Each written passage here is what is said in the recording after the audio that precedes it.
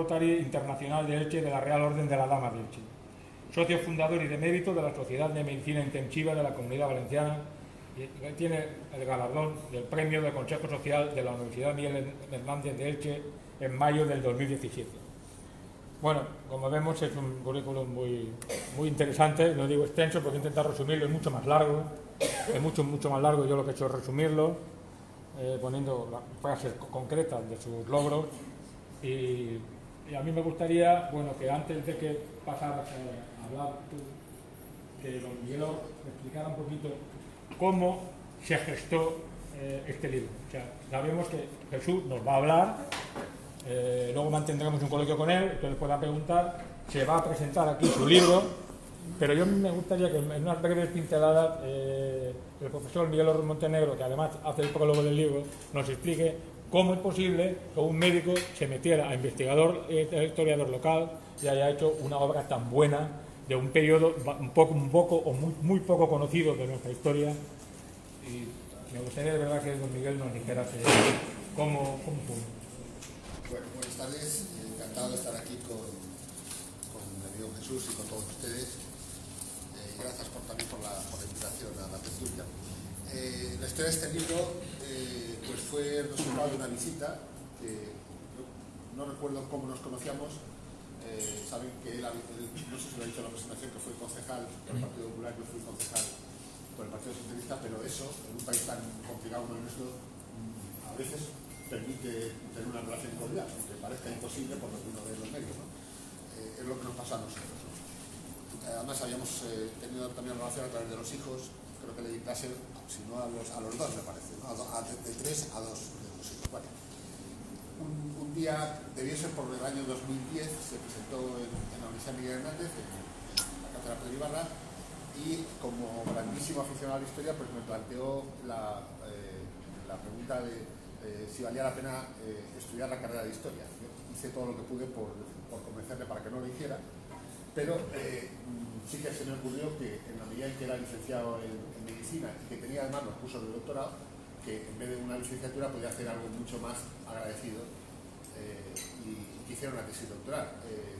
Bueno, esto tuve suerte porque la cátedra se enriqueció muchísimo con la aportación personal de Jesús y con la tesis doctoral, ¿no?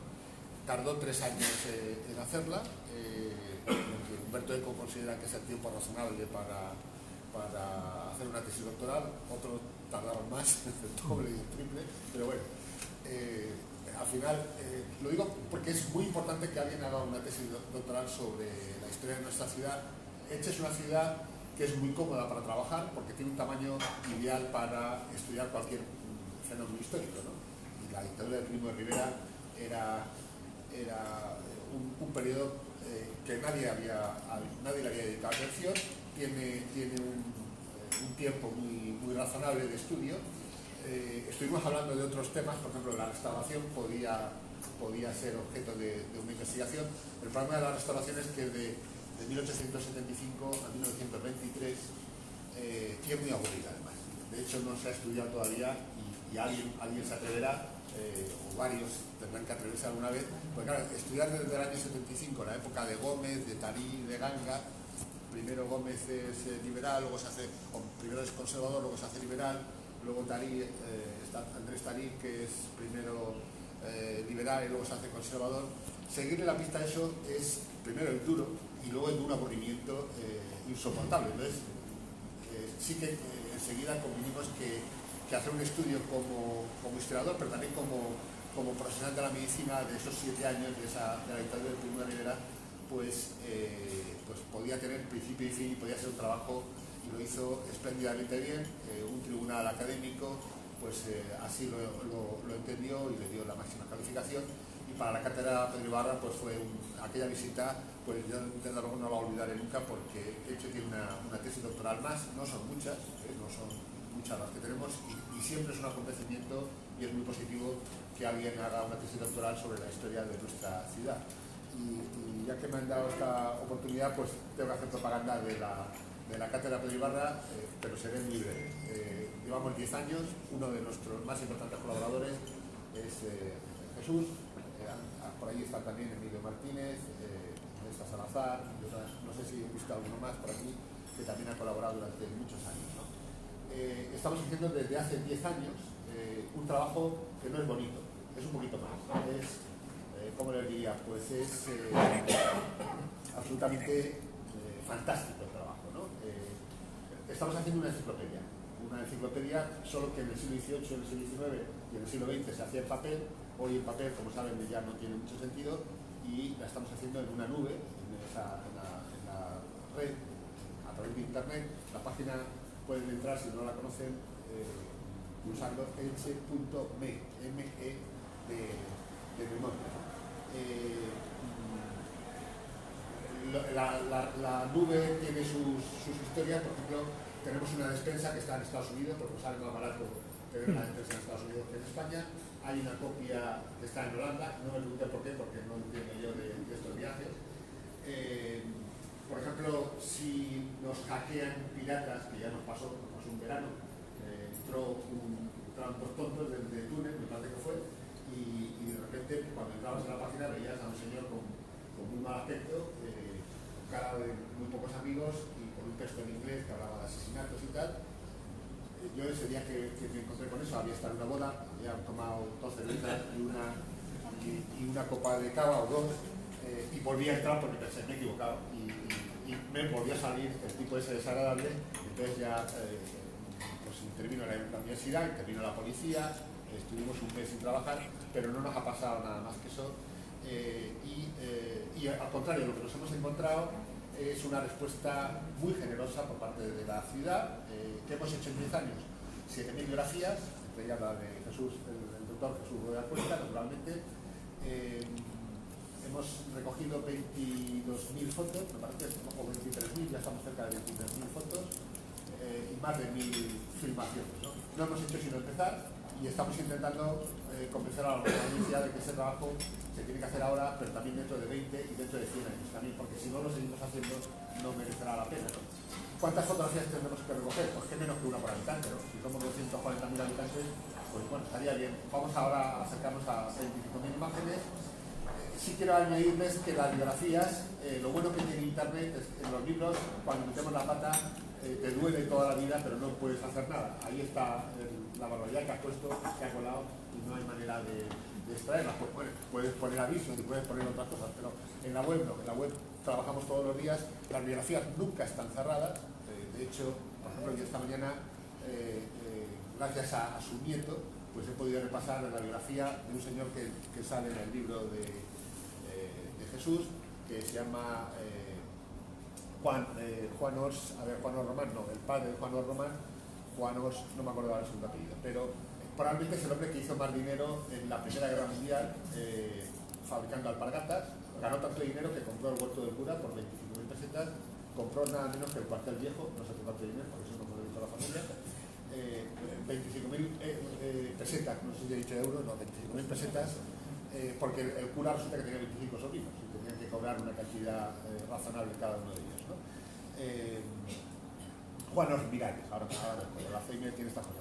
Juan Ors Miralles ganó tanto dinero que no se fue a vivir a Madrid, despachó la fábrica en el año 19, pero a eso nos dedicamos, a tratar de, imagínense por ejemplo las fotografías de esa familia, la importancia histórica que tiene cada una de ellas, ¿no? A eso nos dedicamos. Por eso les decía que el trabajo no es bonito, es un poquito más que bonito, es sencillamente pues una maravilla, ¿no? Y sobre todo cuando consideras que ya ese trabajo cada vez es más colectivo y empieza a formar parte de la ciudad, pues nos produce una enorme satisfacción, ¿no? Por eso les digo que hay trabajos que se disfrutan, y este de la Cátedra de Ibarra es uno de ellos. Y contar con personas tan relevantes y tan trabajadoras. Ahora tengo un encargo, porque me decía Jesús hace pocos días, no tengo mucho que hacer, pues tengo un encargo que sería bonito, que es recoger toda la clase política ilicitana desde 1875 hasta 1923. Podemos hablar en otro momento, porque sería un asunto bonito. Así que encantado de estar con ustedes, enhorabuena a Jesús, y dentro de unos días nos volvemos a ver en el despacho. Perfecto, muchísimas gracias.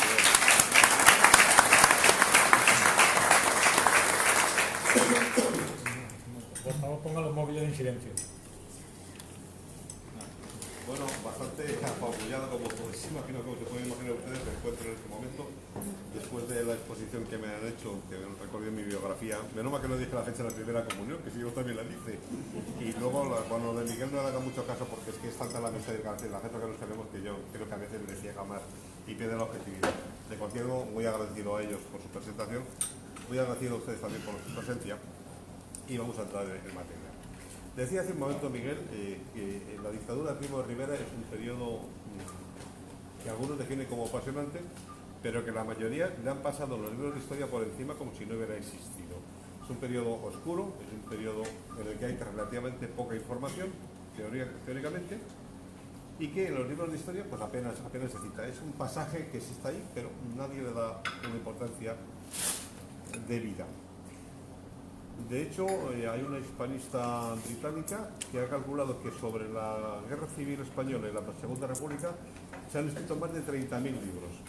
Sobre la dictadura de Primo de Rivera no llegan a 500, incluido este, no llegan a 500. Se hacen una idea de la diferencia de importancia histórica que se le atribuye a una cosa y a otra. Sin embargo, hay historiadores, como por ejemplo Raymond Carr, o el mismo Ramón Tamames, que opinan que este es uno de los episodios más importantes en la historia contemporánea de España.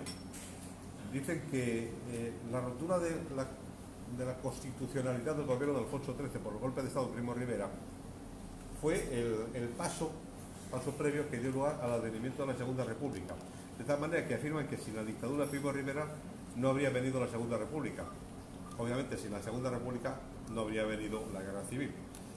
Podemos continuar el razonamiento y decir que sin la Guerra Civil no habría venido Franco y nos habíamos evitado algunos problemitas pasados y por lo que se ve también presentes.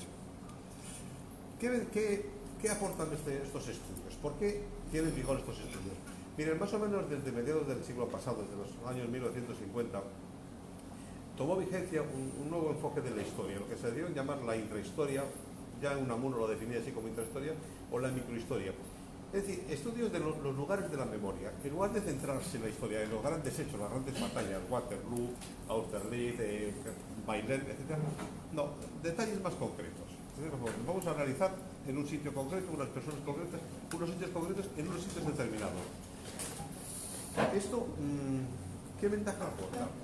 Bueno, pues aporta la ventaja de que mientras los grandes hechos se ven a vista de pájaro, muy desde arriba, y no dan detalles, el estudio de la microhistoria o de la intrahistoria lo que te permite es perfilar detalles. Es como si los estuvieses viendo al microscopio. Te permite perfilar detalles.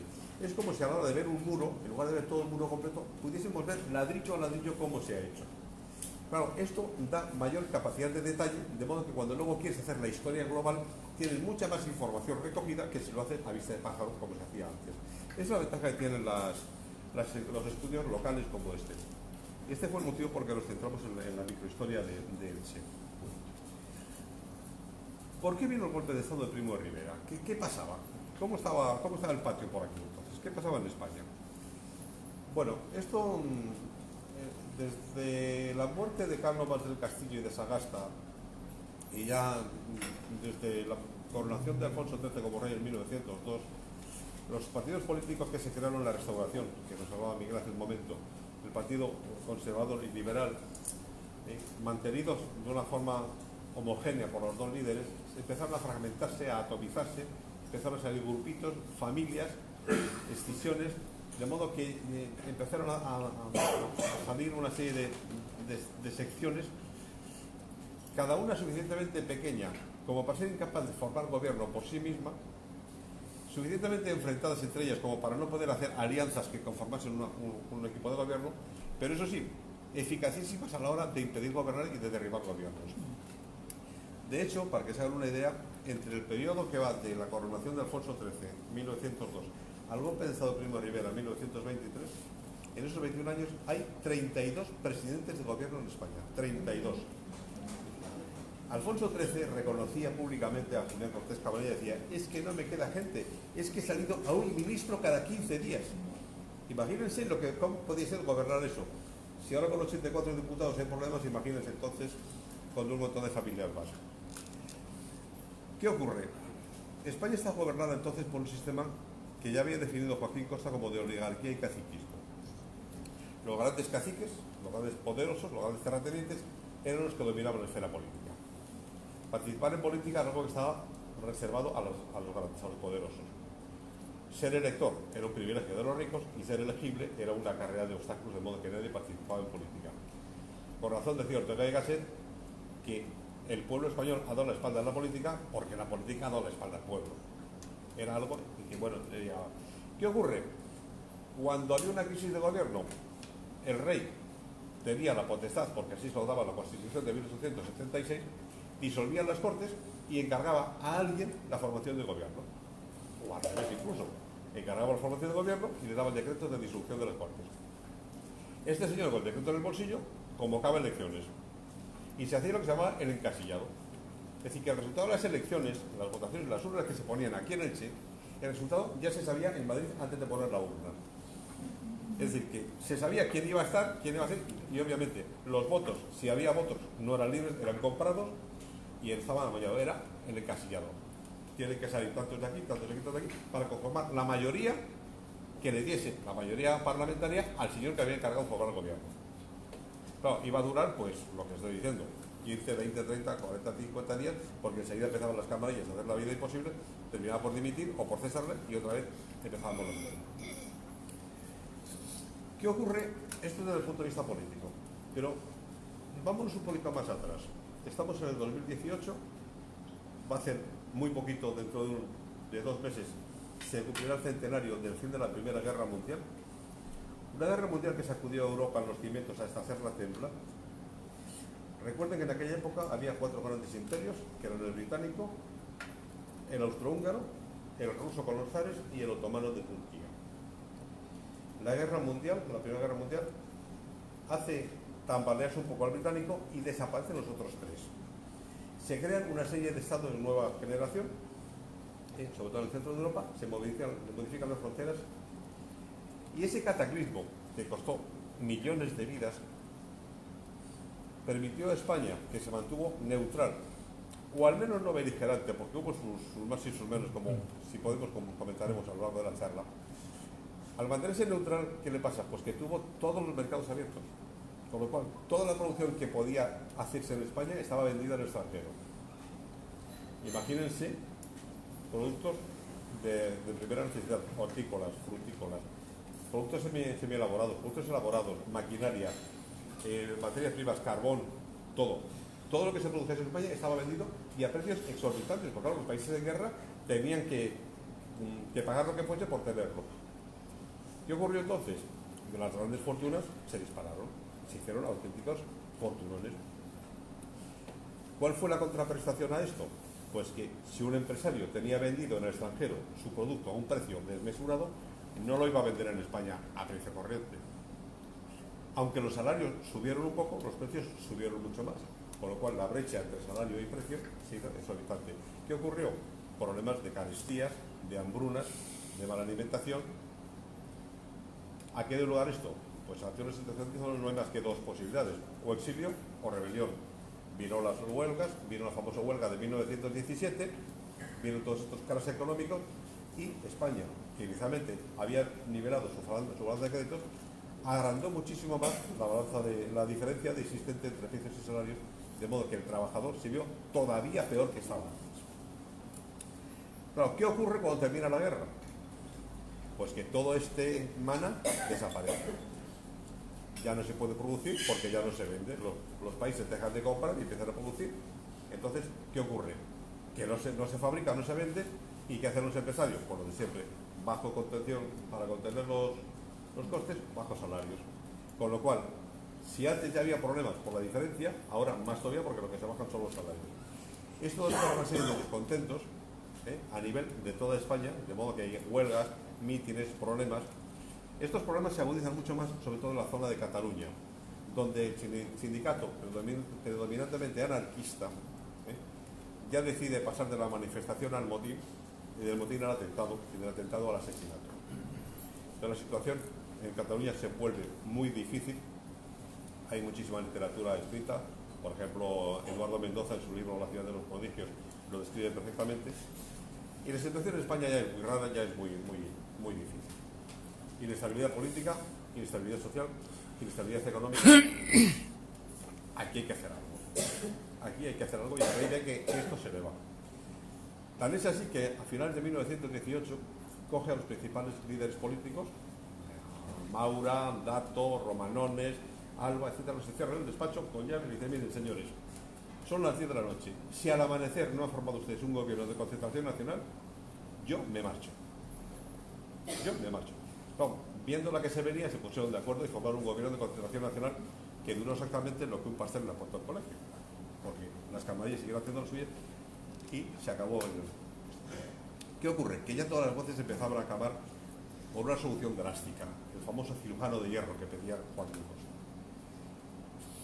El propio Reyes se planteó la opción de hacer una asonada y ponerse al frente del ejército y liderarlo. Por supuesto, Maura y otros muchos aconsejaron que no, pero la situación ya estaba llegando a un límite que era difícil de tolerar. Por otro lado teníamos el ejército español, que después del desastre del 98 más o menos había empezado medio a levantar cabeza, y que en virtud de los acuerdos de las Algeciras tuvo que meterse en la guerra de Marruecos un poco a contrapelo, y que estaban en una guerra en la que, bajo el paraguas teórico de potenciar el desarrollo social, económico, etcétera, de la zona del Rif, lo que estaban potenciando realmente es la industria minera, las minas de hierro del Rif, del Marqués de Covillas y del Conde de Romanones. Y eso lo defendían soldaditos de a pie, cogidos de la recluta, mandados allí al matadero de África. Claro, este ejército se había dividido en dos grandes grupos, los africanistas y los peninsulares. Africanistas en la guerra, ascensos, medallas, gloria; peninsulares, burócratas, oficinas, postergados. Estos con sueldo congelado porque no se puede subir, los otros ascendiendo. El ejército estaba dividido. Con lo cual, se suma un factor desestabilizador más. Al final, ¿qué ocurre? Que no se ve otra solución más que la asonada militar. Al rey le advierten que se está preparando un golpe de Estado, porque ya en junio de 1923, ya Primo de Rivera había estado moviendo un poco los líos. Se había hablado también del general Aguilera, del general Bailey. Al final, es Primo de Rivera el que se decide a dar el golpe.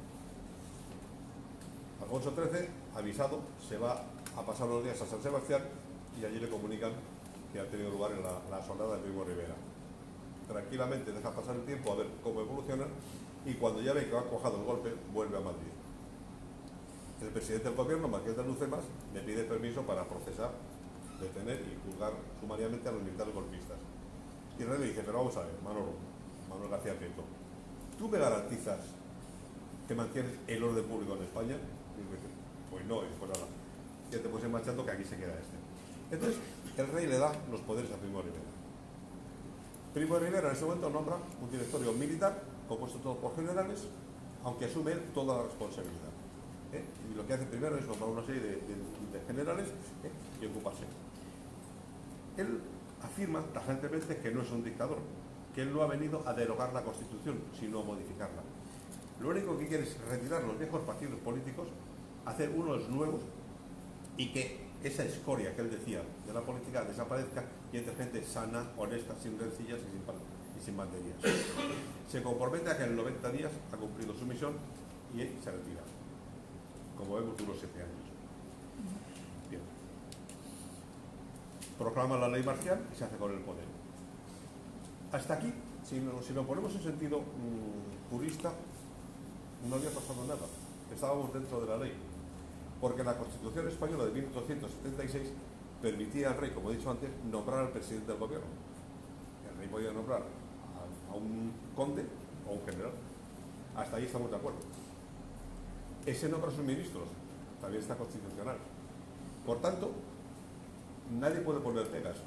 Pero como Primo de Rivera lo primero que hace es cerrar el Parlamento, a los 2 meses, el conde de Romanones y Melquiades de Sadamed le dicen al rey que la Constitución dice que no puede estar más de 2 meses las Cortes cerradas, que tienen que convocar elecciones. Y el rey le dice que ni hablar. Y ese es el momento en que el rey comete perjurio a la Constitución y rompe la tradición o la trayectoria del rey constitucional. Y ya liga su suerte al de la dictadura. ¿Entendido? Primo de Rivera se da cuenta pronto de que no 90 días no puede hacerlo. Se encuentra con la oposición de la mayoría de la clase intelectual, desde Unamuno, Rodrigo Soriano, Ortega y Gasset, Otto Gallardo, Haya Rafi, todos están en contra de él porque eso no es la solución que buscamos. Sin embargo, curiosamente, a nivel del pueblo, hubo, digamos, tres tipos de reacciones. Una de apoyo claro, es decir, por fin viene alguien que va a poner orden, entendiendo el orden como yo lo entiendo. El empresario, el terrateniente, va a apoyar a Primo de Rivera porque sabe que va a imponer el orden. Bueno, el trabajador también espera que Primo de Rivera acabe con las cacicadas, porque lo ha dicho en su programa electoral, y también espera que imponga lo que él entiende por orden. Y en medio hay una masa más o menos amorfa que ni fu ni fa, que es indiferente. Lo cierto es que, salvo los intelectuales, el golpe de Estado de Primo de Rivera fue recibido o con indiferencia o con apoyo claro por la inmensa mayoría de la población. ¿Qué ocurre en Elche? Porque ahora estamos hablando de España, pero ¿qué ocurre en Elche? Miren, en aquella época Elche tenía aproximadamente 33.000 habitantes. 42% vivían en el campo, el resto vivían en la ciudad. 4 distritos: Santa María, El Salvador, el Arrabal de San Juan, que está aquí, y el Arrabal de Santa Teresa. Todo lo que estaba en la margen derecha del río era el Arrabal de Santa Teresa. Pensemos que era desde el puente de Santa Teresa, el puente de la Virgen, más o menos por ahí hacia abajo, que el puente de Canalejas, por supuesto, no existía. Igual entre los distritos y entre el campo. Evidentemente, había un grupo de empresarios, se calcula que había 80 fábricas de alpargatas funcionando, que daban empleo aproximadamente al 70% de la población ilicitana, evidentemente analfabetos, porque ya se ocupaban los poderosos de que no tuviesen acceso a la educación nunca. Sobre todo las mujeres eran los que más se les incidía, y trabajando en jornadas maratonianas, esclavizados por los grandes patronos, jornadas de 10, 12, 14, 15 horas, con un cinismo que asombra. Se decía que en Elche no tenía por qué haber paro obrero porque cualquier persona de cualquier edad podía trabajar, y era cierto, porque el trabajo se estructuraba de modo que en la fábrica se hacían las alpargatas, pero una parte de la faena se hacía en la casa, que la hacía la mujer. Y la niña de la casa, la hija, a partir de los 10 o 11 añitos, que ya podía más o menos entenderlo, como tenía la mano más pequeña, era el que se encargaba de hacer los filigranas y los bordados. Y el niño de 7 u 8 años, que ya tenía un poquito de fuerza, era el que se cargaba el saco a la espalda y lo llevaba de la casa a la fábrica y de la fábrica a la casa. Y claro, el abuelo de 70 años, aunque no pudiese andar ya por la artrosis, pues le ponían allí a entachar o cualquier cosa. O sea, es verdad, podía haber trabajo para todos. ¿Pero en qué condiciones? Pues mire, con un salario aproximadamente de alrededor de 3 pesetas diarias, 3 y pico, la mujer cobraba aproximadamente el 60% de lo del varón, y los niños y los ancianos pues podían cobrar unos 60 céntimos diarios. En el libro hay tablas donde demuestran cómo se podía hacer, cómo podían vivir con esos sueldos o con esos salarios. Visto en un lado el precio de los elementos, de las sustancias más elementales, el pan, huevo, carbón, leche, etcétera, etcétera, y lo que ganaban era materialmente imposible. ¿De qué se alimentaban? Pues fundamentalmente del pan, legumbres, arroz, la carne ni la veían, y el pescado ya ni les digo. Eso daba lugar a una desnutrición, daba lugar a un hacinamiento, viviendas inhóspitas, mal ventiladas, una situación realmente precaria. ¿Y esto quién era? Pues como antes ha dicho Miguel, aquí había 2 grandes caciques, que eran Gómez Valdivia y Tarín, y eran los que cortaban el bacalao, los que hacían y los que deshacían. Pero igual que había inestabilidad política en España, también la había en Elche. Si les decía que en el periodo de reinado constitucional de Alfonso XIII hubo 32 presidentes de gobierno, en ese mismo periodo en Elche hubo 20 alcaldes, que tampoco es poco. Una tremenda inestabilidad. Había entonces aquí 2 partidos políticos fundamentales, los del turno que se llamaban liberales y conservadores, y había 2 minorías. La minoría socialista, estaba Antonio Cañizares, estaba José Vives, estaba Germán Penalba, Juan Barceló, y por otro lado había un partido muy curioso, el partido jaimista, tradicionalista, que era una reminiscencia del carlismo. ¿Se acuerdan de cuando las guerras de los carlistas de Isabel II y de Ocelá Cabrera, de Espartero? Bueno, pues era una reminiscencia, que era un partido político que en España lideraba Vázquez de Mella, pero que en España, en Elche, aquí tenía su quehacer y tenía incluso sus concejales, pero eran minoritarios. Los empresarios se agrupaban en torno a lo que se llamaba el Centro de Industria Alpargatero, que era como digamos la COE actual, ¿no?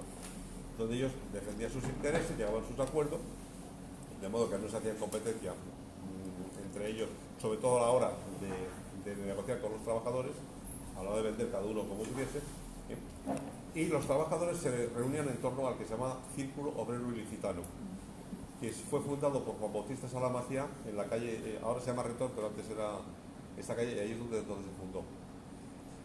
Eran multitud de asociaciones gremiales conglomeradas todas bajo el paraguas de la UGT, pero que en realidad no era un sindicato de clase como tal, sino que cada uno tenía que lidiar. Estaban los constructores de suelas, los alpargateros, los de las suelas de cáñamo, los de los pisos de goma. Eran multitud de esto. Tenían un cierto poder sindical, pero no demasiado. Habían aprendido lecciones de episodios anteriores de la huelga de 1903 famosa y habían creado cajas de resistencia y sociedades de socorros, de modo que cuando había una huelga siempre había un dinero remanente para ayudar a los huelguistas y poder aguantar un poco más. Pero la situación entre obreros y patronos era de enfrentamiento prácticamente continuo. Negociando a la baja, una de las trampas seducidas que hacían muchos los empresarios era bajaban el sueldo al operario, con lo cual eso daba para vivir y obligaban entonces a la mujer a incorporarse al mercado laboral. Claro, como la mujer cobraba menos, le decían al hombre, mira, ese mismo trabajo me lo hace una mujer con menos dinero, por lo cual bajaba el salario al hombre, bajaba la mujer. Era una espiral maligna, por lo cual el que siempre perdía era el pobre operario. Bien.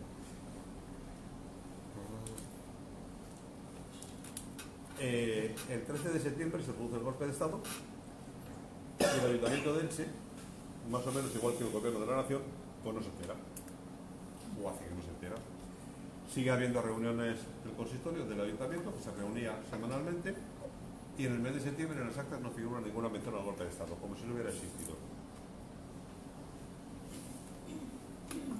A pesar de que el bando declarando el estado de guerra lo había leído un pregonero de estos del Correquil, escoltado por la Guardia Civil en las esquinas, que el gobernador de Alicante había sido destituido, que el capitán de la Guardia Civil de Elche había proclamado el estado de guerra en la ciudad, y el Ayuntamiento como si no hubiese nada. Casualidad. Como Primo Rivera había prometido que lo que quería era arrumblar a los viejos partidos y acabar con ellos, lo que hace es un decreto de disolución de los ayuntamientos. El decreto es una cosa muy curiosa, se promulga el día 30 de septiembre por la mañana en la Gaceta de Madrid, y el mismo día 30 por la noche el capitán de la Guardia Civil convoca al alcalde y a los concejales a reunión del ayuntamiento, pero no en la sala de pleno, no, en el cuartel. Los hace venir al cuartel. Cuando los tiene sentaditos le dice, señores, ustedes están todos cesados por orden gubernativa, márchense a su casa, que voy a nombrar un nuevo ayuntamiento. Y bueno, pues ahí está. Se levantan todos, se marchan, y el capitán de la Guardia dice, fulanito, nombra los concejales y entre ellos decir, y escogen el alcalde. Claro, si esto lo analiza uno así un poco fríamente, dice, bueno, día 30 por la mañana el decreto, por la noche constituyó ya el ayuntamiento, ¿de dónde ha sacado este hombre los nombres? ¿Quién le ha dado la lista? Porque a la lista se han dado los que querían seguir, con lo cual no había habido tal cambio. Incluso uno de los que se habían nominado era prácticamente era Gómez Valdivia y 14 más, 16 liberales y 12 conservadores, con lo cual aquellos no había cambiado. El primer alcalde, curiosamente, era un fabricante de alpargatas, había sido presidente del Centro de Industria Alpargatera, y dice dos frases muy buenas. Una de ellas es que el ayuntamiento no debe hacer política, y dice, bueno, explíquemelo con otras palabras que yo no lo entiendo, para que este ayuntamiento sirve para tomar decisiones políticas. Y otra cosa muy curiosa que nos da una idea de cómo estaba el patio, y ruego o prohíbo a los funcionarios públicos visitar la casa de los concejales. O sea que la corrupción les daba que volaba. Bien, el caso es que esto no era lo que se pretendía, hay una queja formal ante el gobernador y a los 20 días, o sea, exactamente el día 25 de octubre, se quita ese ayuntamiento y se nombra otro. Fíjense, 1 de octubre, un alcalde, 25 de octubre, otro alcalde. Se pone Antonio Sánchez Bernal, amigo de Lucerga, había sido presidente de la Cruz Roja, también fabricante, bueno, y este más o menos se empieza ya a moverse. claro, una vez que se nombran los ayuntamientos, todos con personal civil, Primo de Rivera se da cuenta y dice, un momento, si yo dejo toda la administración en manos civiles, se me puede escapar el control. Entonces hace una jugada muy hábil, nombra a los que se llaman los delegados gubernativos. Como tiene un exceso de militares en el ejército, porque para que se hagan una idea, para 80.000 soldaditos que tenía el ejército, tenía 400 jefes generales y oficiales, es decir, que salían a un soldado, o sea, cada general tenía 200 soldados. No sé cómo serían las divisiones, pero tenía que ser muy pequeñitas. ¿Qué pasa? Que tenía demasiado militar y se le ocurre la feliz idea de nombrar delegados gubernativos, con lo cual quita militares, los pone en los puestos de responsabilidad, porque los pone para controlar y tutelar los ayuntamientos, de modo que quien está al frente del ayuntamiento es el alcalde, pero quien está vigilando por encima de todo es el militar, capitán o comandante del ejército. Tiene además la ventaja de que no obliga al ayuntamiento a pagarle el sueldo y la casa al delegado gubernativo, con lo cual dinero que se ahorra el gobierno. La jugada fue perfecta. Los doy trabajo, los entretengo, controlo a los civiles y encima no me cuesta dinero. Jugada perfecta. Bien.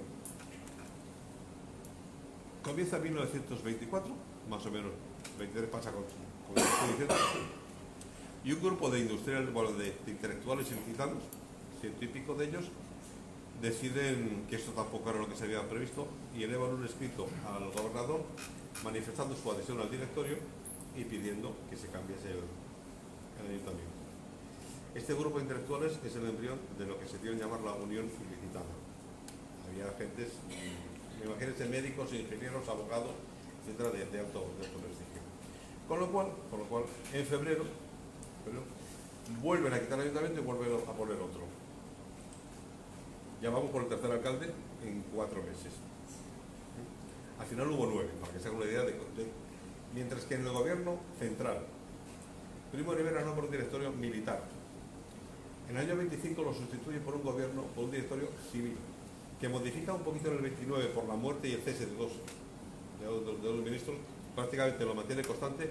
Aquí, 9 alcaldes y 150 personas pasaron por el cargo de concejal en estos años. O sea, Elche sigue siendo distinto, inestable completamente. Elche, a pesar de todo, de las malas condiciones, Elche era una ciudad evidentemente activa, dinámica, inquieta, no solamente en lo político, como acabo de decir.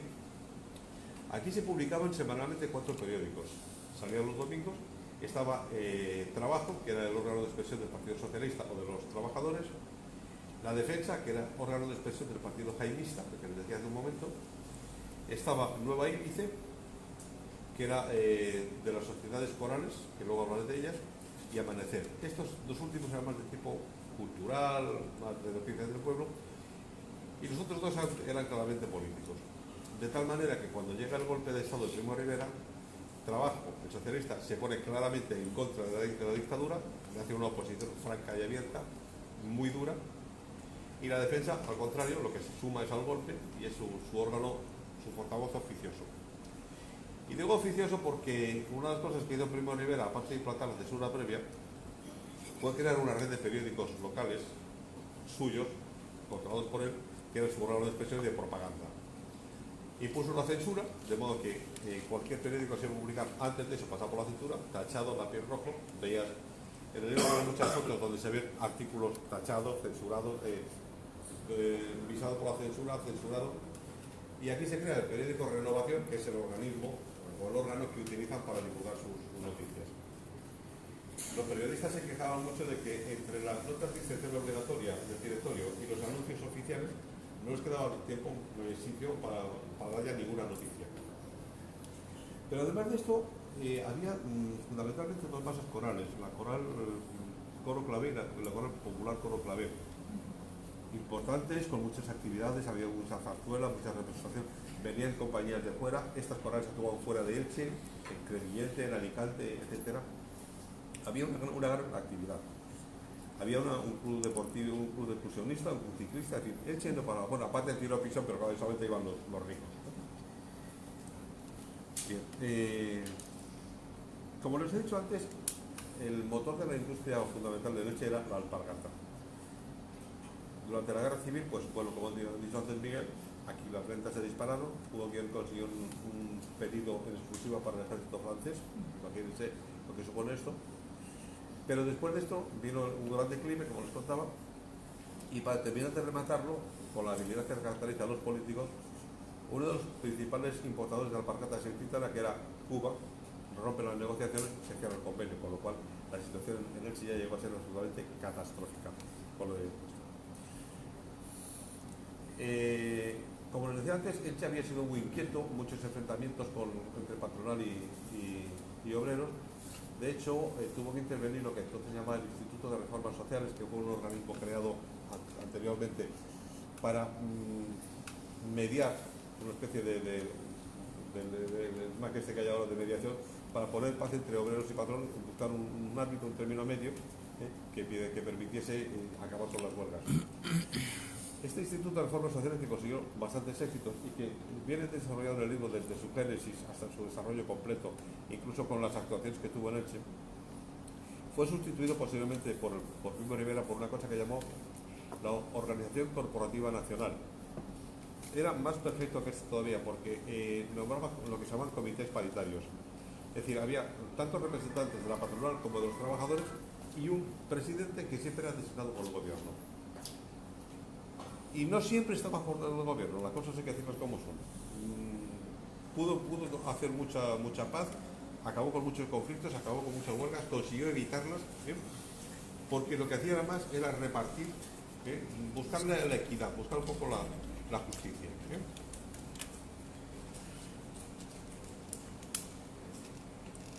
Uno de los problemas que tenía en aquella época el gobierno, bueno, se puede imaginar que la deuda pública estaba a niveles absolutamente inalcanzables. Entonces Primo Rivera lo que intenta es nivelar el equilibrio, y lo que hace es que crea un presupuesto ordinario y uno extraordinario, y se compromete a no desviarse nunca del presupuesto ordinario, y lo cumple. Lo que pasa es que todo lo que no cabía en el ordinario iba al extraordinario, que ese sí que se disparaba.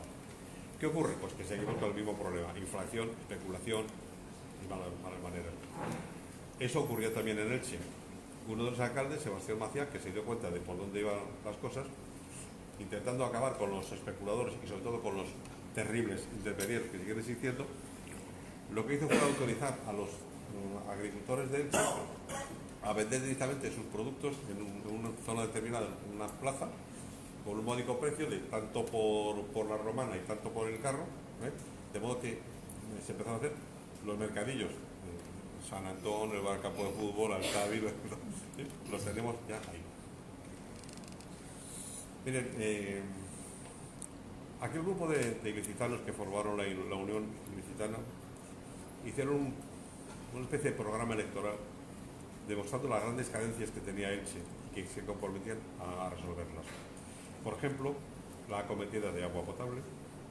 La red de agua potable venía desde lo alto de la montaña, venía desde la zona de Villena, del río Tarafa, venía por aquí, y era una conducción que estaba hecha con ladrillos y a cielo abierto. Imagínense contaminaciones, pérdidas, fugas, lo que quisieran. Bueno, empezaron lo que vamos a hacer es poner la tubería cerrada para evitar contaminaciones, y bueno, como llega aquí, se pierde mucho por las fugas, está mal hecha, que sin duralita, y sin cemento, que sin acero, etc. Para que se hagan una idea de cómo eran las pérdidas de agua que tenía la cañería, que se habían gastado la friolera de 8 millones de pesetas en hacerla y arreglarla, había una frase, y me van a perdonar mi valenciano, que es parecido al de los indios sioux, decía la gente: «Vitad que se le chía, según lo que el pueblo diu, que arroje la cañería la mitad del agua al río». La mitad del agua que traía la cañería se perdía. Entonces, uno de los problemas que tenía Elche era el del abastecimiento de agua, de agua potable, pero tenía el problema que seguimos teniendo ahora, el del agua de riego. Tampoco había garantías con el agua de riego, algo había que hacer. El gobierno de Primo Rivera se da cuenta de que en la época anterior habían venido muchas empresas extranjeras a explotar productos españoles y que los beneficios estaban yéndose fuera de las fronteras. Que sí, que aquí generaban riqueza en cuanto al trabajo, etcétera, pero como grandes beneficios los daban. ¿Qué hace entonces? Decide crear grandes empresas, grandes trusts, grandes monopolios. El más importante de todos es la compañía arrendataria del monopolio de petróleos, la CAMSA. Decide nacionalizar la importación importación, fabricación, venta y distribución de crudo, del combustible. Veremos luego la consecuencia de estos actos. Un plan hidrológico, planes de cuenca, nace en el Bozo entre los más de Tajo Seguro, la Confederación del Ebro se desarrolla muchísimo, empieza a hacer interconexiones entre cuencas para garantizar la llegada de agua a zonas de sequía, un plan de firmes especiales, de modo que porque se había dado cuenta que el problema que tenían era de comunicaciones, de un pueblo a otro eran caminos de cabra, entonces decía un plan de firmes especiales, la Nacional 340, que pasa por aquí, que entonces era de Alicante hacia Andalucía, que es la que pasa por la Glorieta, que es diseñada en la época de Primo de Rivera. Ferrocarriles, se desarrollan los ferrocarriles, pero uno de los que clamaba Elche siempre, que era la conexión de Elche a Novelda para evitarse el paso de Alicante, no tener que hacer el triángulo, no se consiguió nunca. Cuando llegó el momento de dar premio a alguien, se lo dieron al COE. Y ahora diré por qué. ¿Por qué todas estas cosas en Elche no se desarrollaban? Pues por una razón muy sencilla. Cuando Primo de Rivera intenta crear un partido político a su imagen y semejanza para anular los anteriores, la Unión Patriótica, en Elche no cuaja, no se desarrolla. Cuando intenta crear el Somatel, que era una especie de fuerza paramilitar, para ir quitando las posibilidades del ejército, en Elche no cuaja. Cuando quiere crear los exploradores de España, los Boy Scouts de Lord Baden-Powell, en Elche no cuaja. En Elche hay problemas en el ayuntamiento. En Elche cesan los concejales, se cansan, va el 15% de los concejales a las reuniones, los alcaldes dimiten. ¿Qué ocurre? Lamentablemente, como cualquier partido político, ¿a quién voy a apoyar? A quien me apoya. Crevillente, Matadero, Iglesia, lo que quieras. En Elche, nada. Elche no se involucró nunca con la dictadura de Primo de Rivera, a diferencia de Guardamar, de Crevillente, de Catral, que sí que apoyaron claramente la dictadura y las grandes obras se las llevaban ellos. Ese fue uno de los problemas fundamentales porque Elche hizo muy pocas cosas. Pero para terminar de complicar el asunto, Santa Pola, que ya venía remoloneando, plantea una reclamación de territorio y dice que toda la zona, desde Valverde Balsares para allá, lo quiere, que se lo dé. Bueno, se organiza la gran pugna y interviene incluso Pedro Ibarra con una serie de cartas. Esto ya venía coleando desde la época de Alfonso XII, no era nada nuevo, ¿no? De hecho, el Ayuntamiento de Elche y el de Santa Pola se enfrentan de tal manera que el Ayuntamiento de Santa Pola decide cobrar un duro a cada familia por las barracas. Sí. Y al mismo tiempo, en el mismo nivel de cabreo, se suspende el autobús Correo Elche-Santa Pola, en 1925-26 también. Esa pugna con el territorio de Santa Pola también viene a producirse. Elche tenía en aquella época aproximadamente unos 3.500 niños. Había unas 10-11 escuelas unitarias, distribuidas la mayoría de ellas por las pedanías.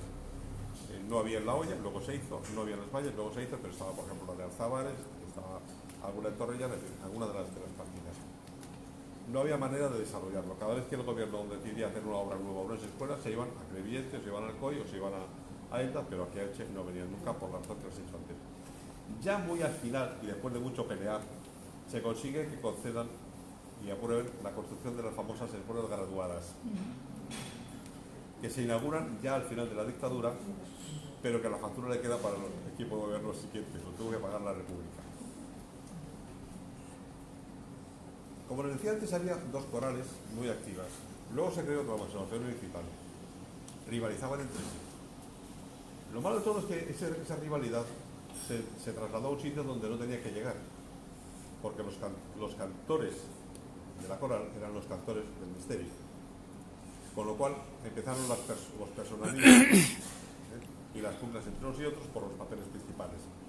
De modo que cada uno de ellos, cuando el papel de San Juan o el de Araceli o el de Ángel lo hacía el de la otra coral, se han criticado y claro, los periódicos que eran portavoces de cada una de las corales criticaban al otro y aquello era un desastre completo. Hasta que llegó el propio alcalde y tuvo que decir, bueno, mire, a partir de ahora los papeles los voy a designar yo, no se los dejo a ustedes, ¿no? La fiesta tuvo que intervenir allí.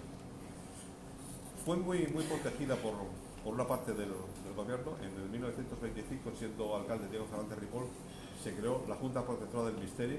En el libro tiene la composición con nombres que les pueden sonar a ustedes, como Bernabé del Campo La Torre, que era el cura de Santa María, Antonio Soleaga Baldón, que era el cura de San Juan, y estaba Óscar Esplá, y eso por ejemplo.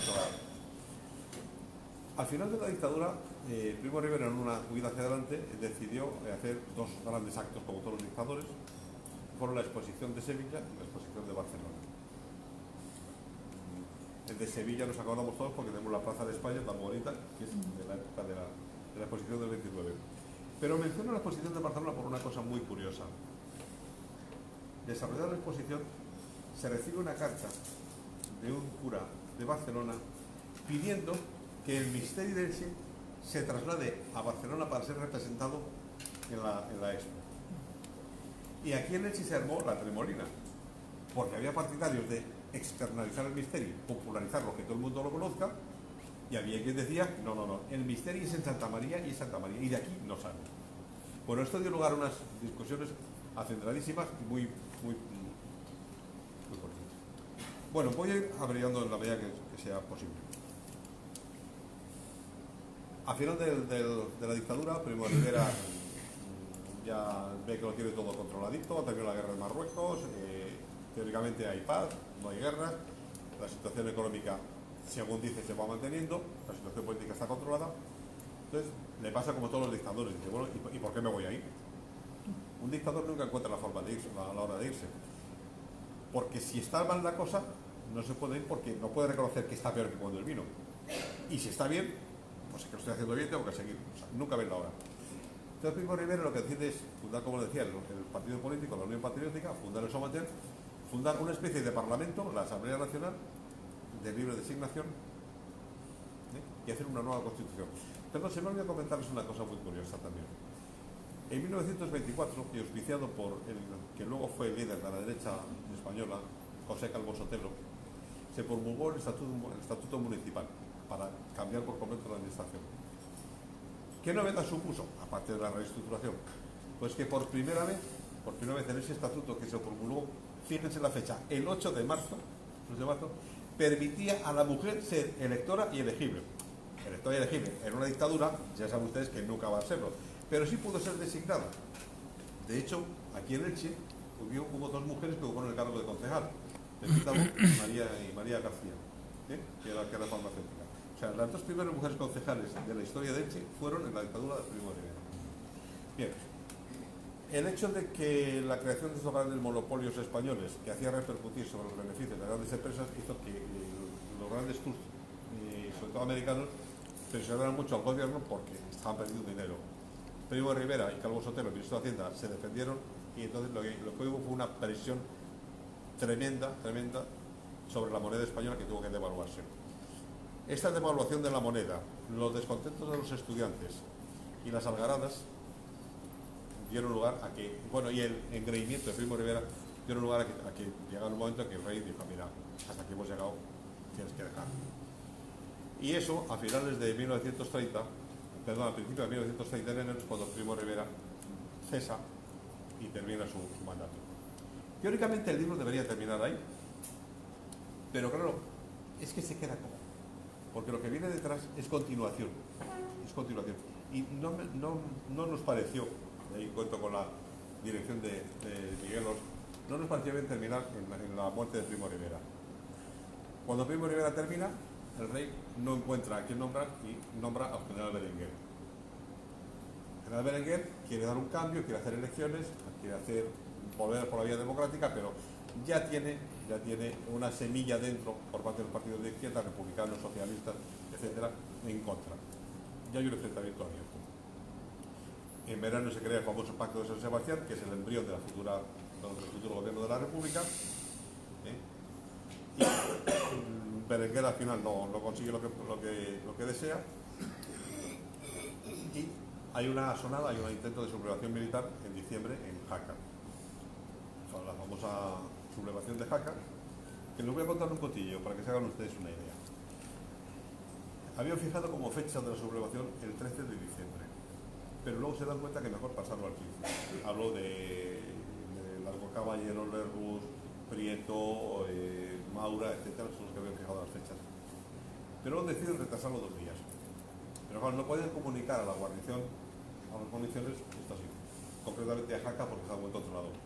Y entonces envían a un señor, a don Santiago Casares Quiroga, a advertir a Fermín Galán que no se subleve hasta el día 15.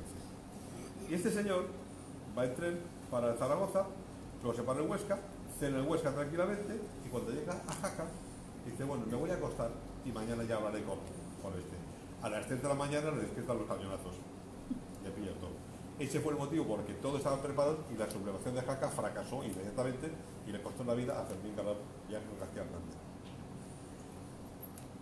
Y he sacado a Casares Quiroga porque, si lo recuerdan, el 17 de julio del 36, cuando le dijeron, don Santiago, ¿se entera usted que los militares de África se han levantado? Y dice, pues ellos se han levantado, yo me voy a acostar. Era muy importante su sueño. Fíjense lo que es la sublevación de Jaca. Les cuesta la vida a Galán y a García Hernández, y todos los demás militares involucrados son condenados a diversas penas de prisión. Entre ellas, un alférez, José Soler Campos, de Elche. Su mujer, Josefina Vilaplana, cuando él fue a la prisión, vino aquí a Elche y fue recibida con grandes honores.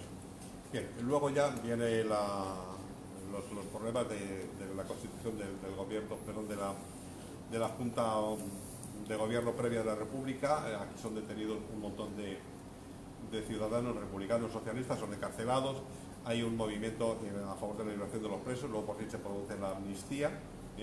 Vienen, se le pide a don Julio María López Orozco que proclame la República, dice que no, y con esto ya cae Berenguer, llega a andar, se convocan las elecciones del 36, que como saben ustedes ganan, 31. perdón, disculpen, del 31, gracias, del 31, que pagan por completo a los partidos liberales, conservadores, etcétera, y que ganan los partidos republicanos y socialistas, y es nombrado alcalde Pascual Antón. ¿Por qué no nombran alcalde a Manuel Rodríguez, que fue el más votado? ¿O por qué no nombraron alcalde a Julio María López Orozco, que era el más valorado entre todos los republicanos? Más querido. Bueno, pues a lo mejor la masonería tiene algo que decirnos de ese tema. Con eso llegamos al 14 de abril y ahí termina la parte política del libro. La tercera parte del libro se dedica al aspecto social y sanitario. Es un estudio demográfico de cómo estaba la población, cómo se movían, nacimientos, defunciones. Luego hay un estudio de la mortalidad, porque al no haber registro de enfermedades, tiene que ser la base de la mortalidad, de qué morían los ilicitanos, qué enfermedades, sobre todo las de tipo infecciosas, y qué recursos tenía el ayuntamiento, qué recursos tenía Elche para ayudarles. Hay un padrón de beneficencia que se detalla mucho en el libro. Les cuento en el libro la historia del hospital, desde que estaba al lado de la ermita de San Sebastián hasta el que conocieron ustedes todos aquí en San José, el por qué se fue a San José, cómo se desarrolló allí, cómo se construyó, cómo se mejoró, el asilo. Por cierto, en el libro tienen fotos de los planos de las graduadas y del asilo, cómo se construyó. De los médicos, tiene una historia de todos los médicos, desde don Julio, Pascual Urbán, desde la saga de los Pomares, de Santiago Pomares, don Pepito Pomares, que le conocen muchos de ustedes. En fin, más o menos es un desarrollo contándoles cómo estaban las enfermedades, de qué morían y qué recursos tenía Elche para combatirlas con ellas. En fin, y esto es un poco, bueno, mucho, el resumen del libro, que si ustedes lo desean, aquí tienen la posibilidad de adquirirlo. Y muy agradecido por su atención, quedo a su disposición para preguntas que me quieran hacer y encantado de haber estado con ustedes. Muchísimas gracias. Bueno, abrimos el turno de ocio, quien quiera preguntar algo. Yo quería saber, en el golpe de Estado de Primo de Rivera, porque habían detractores y partidarios, fue tan cruento a nivel de mortalidad como puede, ante una sublevación, como puede haber o pudo haber en otro golpe de Estado. Mire, a mí me repugna mucho hablar de la dictadura de Primo de Rivera y de la dictadura de Berenguer. Me voy a explicar el porqué. De acuerdo con que es dictadura en el sentido que asume los tres poderes, legislativo, ejecutivo y judicial, en una sola persona. Eso es dictadura y todo tierra de garbanzos. Pero Primo de Rivera, que tuvo un montón de complots y de atentados y de conspiraciones para derribarle, no fusiló a nadie. A nadie. No mató a nadie por motivos políticos. Ponía multas. A Romanones le metió $500,000 de pesetas. Que ya es, que ya es. A los militares los mandó a la cárcel. Pero no fusiló a nadie. A nadie. Las únicas penas de muerte que se firmaron en la época de Primo de Rivera eran por delitos comunes con resultado de muerte. Atraco en una joyería, atraco contra el correo, atraco en una vivienda, con resultado de muerte. Y eso sí eran ejecutados, pero por delitos comunes, no políticos. Sin embargo, Berenguer no le tembló la mano en fusilar a Galán y García Hernández. Por tanto, en la época de Primo de Rivera no se vertió una gota de sangre. O sea, fue inteligente dentro, porque muchos son en caliente, son estadistas, fue el Sí. inteligente en ese aspecto. Y respecto a los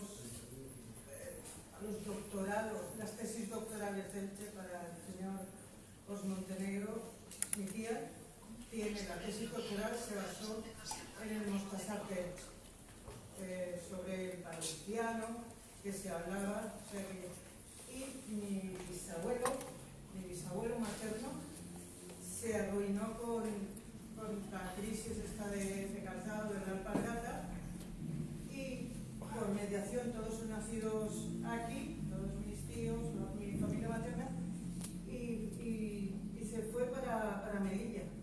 O sea, le pilló todo lo que es el 21, toda la allí de la guerra. Allí estalló el 17 de julio del 36. Mis abuelos maternos hacían un mes que se habían casado. Ahí lo movilizaron. Yo cuando vino ya no era... O sea, tengo...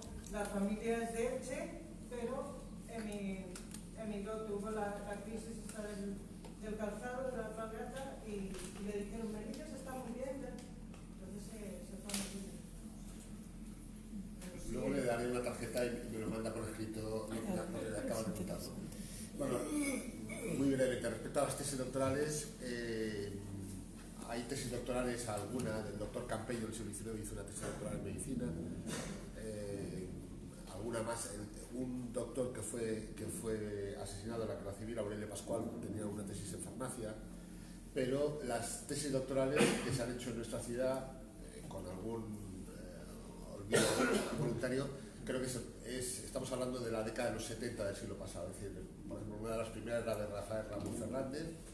Por ejemplo, Pedro Ibarra y Alejandro Ramos Forqués no fueron doctores, no hicieron tesis doctorales. Rafael Ramos Fernández, Rafael Navarro Vallebrera, Francisco Moreno Sáez, Pedro Ruiz, Joaquín Serrano, Martín Sevilla, Modesta Salazar, Emilio Martínez, que los tengo aquí, que no se me pueden olvidar. No sé cuántas llevamos, pero muy poquitas. Y además piensen ahora, pondré un ejemplo casi desagradable. Es decir, yo antes a los estudiantes les recomendaba que hicieran una tesis doctoral porque es la mejor manera de terminar una carrera. Hoy ya no me atrevo. No me atrevo porque la situación está de tal manera que como le puedes decir a un estudiante de 22 años que dedique 3 años o 4 años cuando la universidad tiene cerradas sus puertas y cuando el esfuerzo inmenso que hay que hacer, porque uno se deja la piel, y eso lo sabe el doctor Jesús Rueda, para hacer una tesis doctoral, y luego qué, ¿no? Y luego, entonces, la crisis también ha llevado a que las universidades ahora lo tengan mucho más complicado, ¿no? Pero aquí lo que tiene que hablar es don Jesús. Sí, pues lo de su familiar era una cosa muy típica que ocurría en Elche, no solamente en la época de Primo de Rivera, sino también en la anterior, en lo que se llamaba más que a Melilla, solían ir a Orán, iba mucho a Orán. En el libro también es lo que se llama la inmigración golondrina. Cuando había escasez de trabajo aquí se iban a Orán, y cuando habían cogido suficiente dinero o había épocas de vacas cortas aquí en Elche volvían. Era la migración golondrina, iban y venían. Esto traía una serie de ventajas en cuanto a economía, de que les permitía vivir, pero también traía el inconveniente desde el punto de vista médico, que traían muchas enfermedades transmisibles, como el paludismo. Venía infectado de paludismo y aquí teníamos el hondo, con mosquitos en aquel entonces, y había epidemia de paludismo, sobre todo por la Vega Baja. En Elche no hubo mucho, pero sí hubo. Era la famosa inmigración golondrina. ¿Tienes una pregunta tú? Sí, iba a decir, señor Rueda, con referencia aquí a la ciudad, por ejemplo, la evolución de la economía con referencia, por ejemplo, riegos el progreso, sabemos que era por 1900 y pico, riegos el porvenir, es decir, la economía estaba sustentada sobre todo en el tema agrícola, por ahí. Por una parte ese aspecto, después el aspecto un poco del mantenimiento del palmeral, si recuerda o ha visto un poquito en el estudio, si se mantuvieron o se destruyeron patrimonio del que ahora un poquito venimos a decir que si se ha perdido en cuanto a edificios, en cuanto a elementos del patrimonio local. Entonces me refería a elementos del patrimonio local, el palmeral si en ese momento se mantuvo, se perdieron grandes cuestiones y el tema económico. Y por último, la represión, ¿hubo represión realmente? Se supone que sí. ¿Qué tipo de represión hubo en la ciudad? Bien, vamos a ver, lo he pasado un poco por encima porque el tiempo apremiaba y les contaba antes el problema del agua potable. El problema del agua potable se resolvió al final creando la mancomunidad de municipios abastecidos por el Taivilla, que era desde Cartagena y desde Cieza, perdón, desde Murcia, Lorca, Mula, etcétera, todo eso venía para acá y llegaba hasta Orihuela, Crevillente y Elche. Se creó la mancomunidad de municipios del Taivilla, que la sede central se colocó en Cartagena, en la base naval, y curiosamente el presidente de la mancomunidad fue Juan Bautista Arnal Cabañas, el último presidente de gobierno de Alfonso XIII, y que además fue nombrado alcalde honorario de Elche, curiosamente. Y ese fue el que resolvió el problema de la abastecimiento de agua potable a Elche, que era auténticamente, como decía antes, de lo de la cañería, ¿no? El agua de riego se resolvió también de otra manera. A través de Riegos de Levante y su derivada eléctrica de los almadenes, consiguieron hacerse con un salto de agua en Olla García, en Cieza. Y desde allí, con una serie de ramas, participaron en el Marqués de Rafal, consiguieron traer el agua de riego a toda esta zona. Fue a través de Riegos de Levante. Riegos de Levante, que el partidor, uno de ellos, se inauguró aquí en febrero del 23 con presencia del rey. El rey era accionista de Riegos de Levante. El impulsor, el que puso el dinero, fue la banca Dreyfus, y el verdadero impulsor fue Ernesto Martín de Rivière, que tiene una calle aquí en Elche. En cuanto al aspecto económico, había grandes fortunas, había grandes empresas. Por ejemplo, estaba la electromotora equitativa, que era la que suministraba luz, y aquí, bueno, pues el periódico dice que ha venido de sus vacaciones de verano don Fulanito Tal, el gerente de la electromotora, después de pasar unos días en el Pirineo en las principales capitales europeas. O sea, gente que ya veranaba en el extranjero. Había gente ya que tenía coche. De hecho, Castro Torregrosa fue el concesionario de la marca Peugeot aquí en Elche. A nivel pueblo, la situación fue realmente dramática, lo pasaron muy mal, y no había tanta clase media. Bueno, digamos que abogados, médicos, etcétera, sí estaba esa clase media, que no era demasiado importante. Una clase arriba muy poderosa, la nata, y por debajo una gente pasándolo realmente mal. Y en cuanto a represión, en la época de Primo de Rivera no hubo ningún movimiento represivo en Elche, ni en España. Sí la hubo a finales de año del 1930, cuando los sucesos de Jaca tuvieron repercusión aquí en Elche. De hecho, fueron detenidos muchos políticos que estaban ya metidos porque don Julio era presidente del Partido Republicano provincial, presidente de Elche, y fue provincial. Entonces don Julio María López Orozco fue detenido Manolo Rodríguez, detenidos muchos, tanto socialistas como republicanos. Ahí sí hubo represión. No hubo condenas, pena capital no hubo ninguna, todos fueron cárceles. Y después, cuando llegó el momento, con la amnistía, cuando se convocaron elecciones y pidió amnistía de los presos políticos, se concedió y salieron a la calle todos. Represión en el sentido de fusilamientos, aquí en Elche no hubo ninguno. Pero, por ejemplo, de cárcel, quiere decir que... Sí, prisión sí. Sí, no, porque se supone que todos los partidos que eran legales no admitirían o no asumirían fácilmente la dictadura, ¿no? Se supone, ¿no? Es que Berenguer intenta hacer una jugada política muy hábil, que dice, vamos a ver, yo voy a convocar elecciones, voy a renovar los ayuntamientos, pero voy a recuperar aquellos concejales que en las elecciones de 1917 fueron elegidos. Entonces yo pongo una parte de concejales que ya estaban en el año 17 y una parte más pequeña nueva. ¿Qué buscaba? Pues que en el año 17 el Partido Socialista no pitaba, no había oposición, y los que realmente pitaban entonces eran el Partido Liberal y el Conservador. De modo que lo que él recupera de concejales en el año 17 son los antiguos, Tomás Alonso Blasco, Vicente Sansano, los de siempre. Claro, esto es una vez que están ahí, ya el Partido Socialista tiene más capacidad, tiene más energía y los enfrentamientos ya son realmente fuertes a nivel consistorial, enfrentamientos dialécticos. ¿Qué ocurre? Que cuando llega el momento de la asonada, el poder político, que en este caso es casi el más militar que otra cosa, es cuando toma medidas represivas de encarcelamiento, de juicios humanos, etc. Pero ya le digo, en ningún momento hubo sentencias de muerte. Sí hubo de prisión, de multas económicas, etcétera, pero no hubo ninguno. Los únicos que entregaron la vida en aquel momento fueron los dos, Ángel García Hernández y Fermín Galán. ¿Y recuerda algo del patrimonio? Sí, la pérdida de patrimonio y el palmeral, y patrimonio de edificios y alimentos. Se refleja mucho en la prensa sobre la tala de palmeras y las protestas que, sobre todo, tanto la defensa, que era un defensor del régimen, como los periódicos obreros y sobre todo los culturales. Había muchísimos huertos, no había una gran especulación urbanística entonces, realmente no se construían muchas casas, había más de reforma o del ayuntamiento dentro del propio casco urbano, pero lo que es el campo se conservaba muchísimo.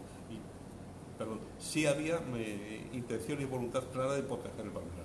¿Y edificios históricos, recuerda, o elementos de patrimonio que se perdieran importantes o que desaparecieran? Clase de edificios. Yo recuerdo. Jesús, ¿sí? Escolano Caballero cohabita, acepta, como queramos llamar, a la dictadura de Primo de Rivera. ¿Qué ocurrió aquí en Elche? Perdón, no entendí la pregunta. Largo Caballero acepta, cohabita, como queramos llamar, con Primo de Rivera. ¿Qué pasó aquí en Elche? Vamos a ver. Desde el primer momento, Primo de Rivera le declara la guerra abierta al anarquismo. Eso sí, porque en Barcelona sabes que era asesinato a diario y a cada Sí, y Martínez Zanido les dijo, había dos sindicatos, el Libre y el Único, que por cada uno que fuera del Libre, matáis a 10 del Único. Era la consigna suya. La consigna de Martínez Zanido era 10 por 1. Claro, así acabas con el anarquismo y con todo lo que se te ponga. Primo Rivera le declara la hostilidad franca al anarquismo. Sin embargo, desde el primer momento empieza una especie de cohabitación con el Partido Socialista. Una de las primeras visitas que hace Primo Rivera es una casa del pueblo en Madrid. Una de las primeras visitas que recibe Primo Rivera en su palacio es Llaneza, que era el líder de la UGT de entonces. O sea, hay una especie de coqueteo mantenido. Aquí en Elche, sin embargo, no. En Elche, la oposición del Partido Socialista es clara, abierta, de tal manera que termina por cerrar el periódico. El Semana del Trabajo se lo cierra, porque era una guerra abierta. Tan es así la cohabitación con el Partido Socialista es tal que Largo Caballero llega a formar parte del Consejo de Estado y es nombrado como miembro de la Asamblea Nacional de Primo Rivera. O sea, el coqueteo entre los dos era claro. Era claro. Lo que Primo Rivera no se dio cuenta, y entiéndanme cómo voy a decir esto, es que estaba incubando el huevo de la serpiente. Porque dándole tanta cancha al Partido Socialista, terminó por darle excesivo protagonismo y llegó un momento que dijo, y ahora me toca a mí. Que es cuando vino el famoso Pacto de San Sebastián, que quien lo lideró fundamentalmente fue Prieto. Pero ahí estaba Largo Caballero y todos los demás. Entonces, Largo Caballero sí colaboró con la dictadura hasta que llegó el momento de dar su salto, Pacto de San Sebastián, y acabar con la dictadura y con la monarquía. ¿Una pregunta más? Sí, efectivamente, al hilo de lo que estaba comentando, vemos que nos parecemos al resto de España, que teníamos los mismos partidos políticos, teníamos los liberales, los conservadores y el Partido Socialista, básicamente, ¿no? Con la excepción del jaimista este.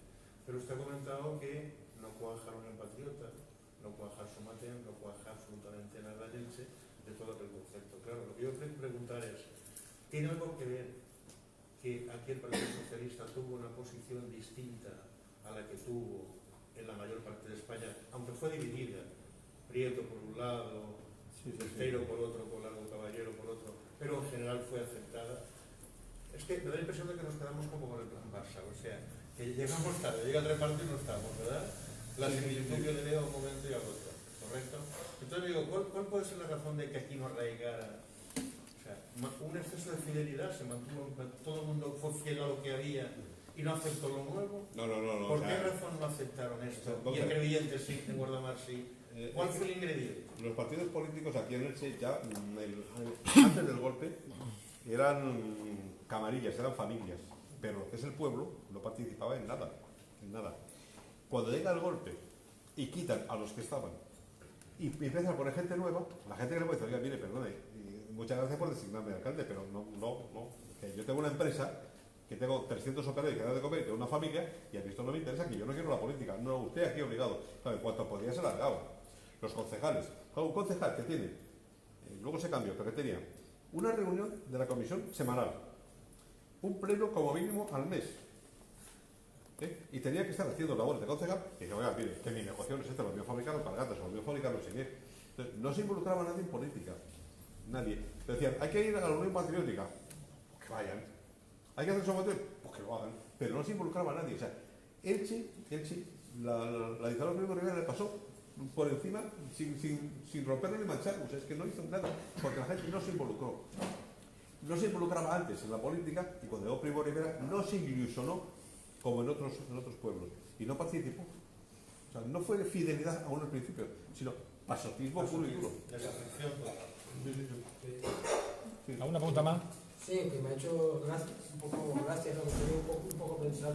La dictadura de Primo de Rivera nunca ha habido fusilamientos.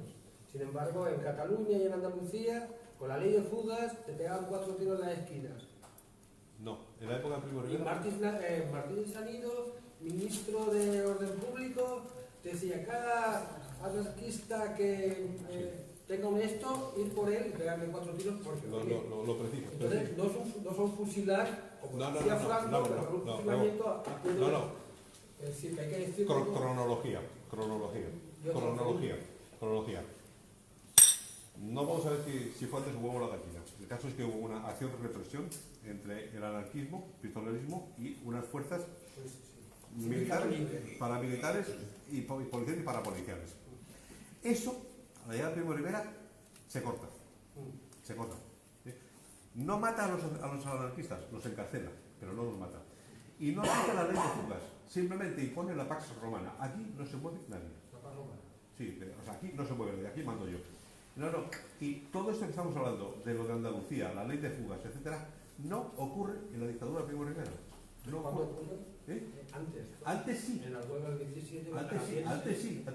Y en el 18 y el 19. Antes sí. Después, lo que fue. Pero en la época de Primo de Rivera, no se aplicó la ley de fugas. Pero el anarquismo era ilegal y el Partido Socialista jugaba a la democracia, a la política de entonces, ¿no? Sí, el Partido Socialista iba claramente a su propio interés. A participar en la vida política de la España de entonces, ¿no? Sí, pero con la vista puesta no en apoyar la dictadura, sino en su momento derribarla. Lo dice, ¿no? ¿Alguna pregunta más? Sí. Yo quiero intervenir. En primer lugar, darle las gracias por la charla tan amena que nos ha ofrecido. He leído casi todo el libro, me faltan 100 páginas.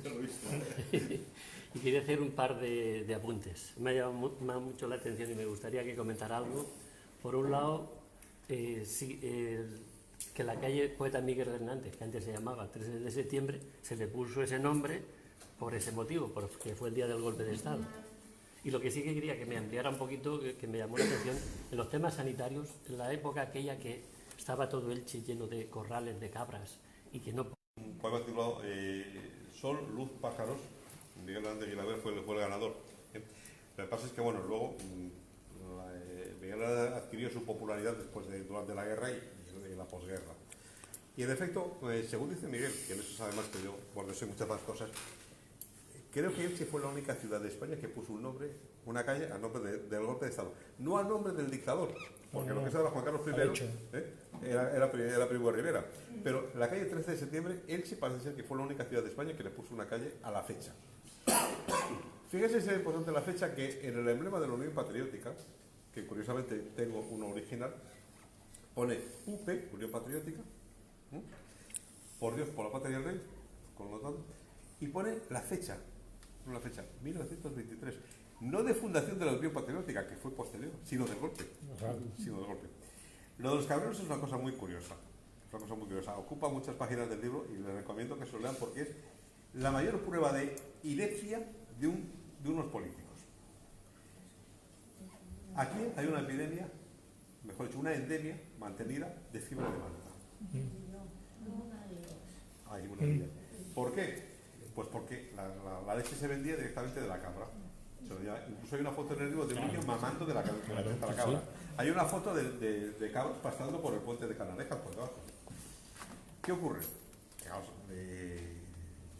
Se dan cuenta de que son las cabras que transmiten la fiebre de Manta. Entonces hay que tomar una serie de medidas. Primero, sacarlas fuera de Elche. Claro, los cabreros que tienen los corrales aquí en el límite, en el huerto del Murciano o en las puertas corraladas, dicen, oiga, mire, ¿cómo oye las cabras ahí abajo? ¿Y cómo que hago un corral? No tengo terreno, si no es mío, ¿no? Pues lo tiene usted que sacar. Y bueno, vamos a hacer una cosa. En su corral haga usted una puerta de modo que las cabras, en vez de salir hacia el pueblo, salgan hacia el campo. Y tiene usted que poner el suelo de cemento. Tiene usted que barrarlo y fregarlo todos los días. Bueno, entonces, orden del alcalde de que las cabras, sobre todo en la época de verano, no pasten no sé cuántos. Nada, ni caso. Orden de que la leche, de que no se pueden ordeñar las cabras, que la leche tiene que ser hervida, ni caso. Llega el momento en que a los cabreros se les ocurre la feliz idea de decir que ellos se comprometen a tener las cabras fuera, pero que le dejen tener 2 cabras dentro del pueblo, porque claro, si alguien necesita leche de urgencia a las 3 de la mañana, podemos decir, coño, la leche como medicamento de urgencia. Un expendedor natural, ¿eh? En fin.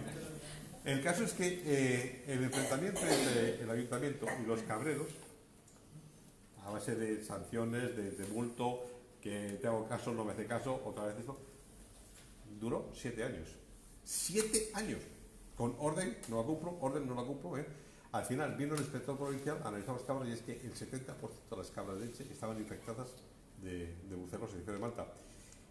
Claro, esto plantea un conflicto enorme, imagínense. Y hay que sacrificar a los... Pero claro, si matan el 70% de las cabras, ¿de qué viven los cabreros? Les quitas la fuente de subsistencia. Entonces, fue un conflicto que, ya digo, duró 7 años de enfrentamientos entre los cabreros y el ayuntamiento, con orden, que se puede, que no se puede, que si ordeño, que si cocerlo. Es un efecto muy curioso de las cabras. Uno de tantos. ¿Una pregunta más? La calle de hoy salía allí el cabrero y yo por la leche y te esperabas que te en la calle de hoy. Hay cosas muy curiosas, como por ejemplo que se permitía también ordeñar las cabras. Iba las vacas. Iba el vaquero con la cabra del Ronzal, paraba en la puerta y le decía, oye, mira, tal, salía la señora con la lechera, lo ordeñaba, y la gente por dentro decía, oiga, bájela de la acera. Bueno, yo subía la cabra, la vaca a la acera, y la gente tenía que bajarse la calzada, la cosa curiosísima. Y otra de las irreductibles, las empleadas de hogar, curiosamente culparon a los empleados de hogar de que barrían el suelo en seco y levantaba el polvo. Claro, polvo con toda la contaminación de cabras, perros, etcétera, que había pasado, porque levantaban todos los microbios, ¿no? Entonces, bandos prohibiendo barrer en seco, había que regar las calles antes. Hay cosas anecdóticas, el carro de la basura, pues tenía que ir tapado, no iba tapado. Cosas muy ¿Una pregunta más? Bueno, pues si no hay ninguna pregunta más, pues daros las gracias y cerramos la tertulia de hoy. Y los que quieran adquirir el libro, pues se pueden acercar aquí, hablar con Jesús y él muy gustosamente lo dedicará y lo firmará.